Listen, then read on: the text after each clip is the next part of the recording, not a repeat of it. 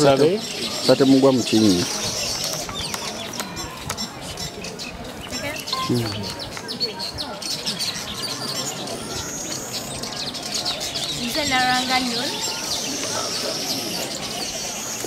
Nalwanga Nulu nga sinziridde wanene ku Standard High School Bulumaji we nasomera okuva Form 1 up Form 4 wamu ne Queen amperekeddeko.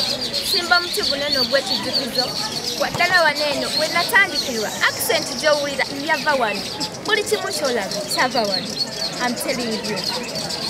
Nsimba muti buneeno olw'okubanga tulina bulungi bw'ensi let the power shine nga nnya Sunday sijja sobola vaawo kubanga ngenda ku ssomero naye olw'omutima ogwagala Buganda ogwagala nature nsazeewo simba omuti buneeno ogw'ekijjukizo Kabasajja Kabaka.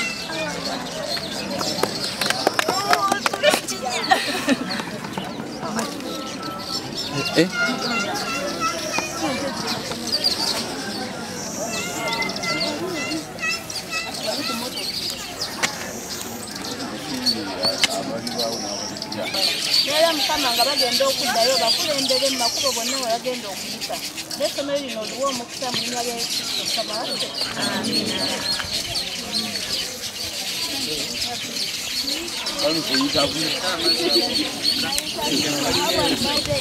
My name is Nalwanga Nulu, Miss Tourism Kyaggwe, and I'm here with my colleague Nantongo Favour, Miss Tourism Buganda, first one as 3.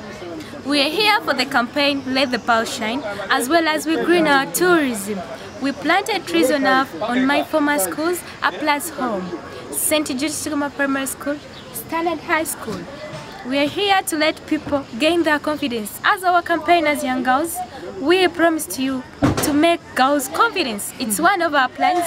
We are doing it. Let Favour have something. Let the Pearl Shine is a campaign that creates awareness and sensitizes people on how to keep their country clean, most importantly, the tourism side. As a tourism ambassador, I'm here to tell everybody to keep their country clean, more especially whenever you see a tourism site, please let it shine. Thank you for having our time. Thank you for staying us. Please follow. Let the Pearl Shine. Let's beautify our country. Let's keep Uganda clean. Let the Pearl shine. Let the Pearl Shine.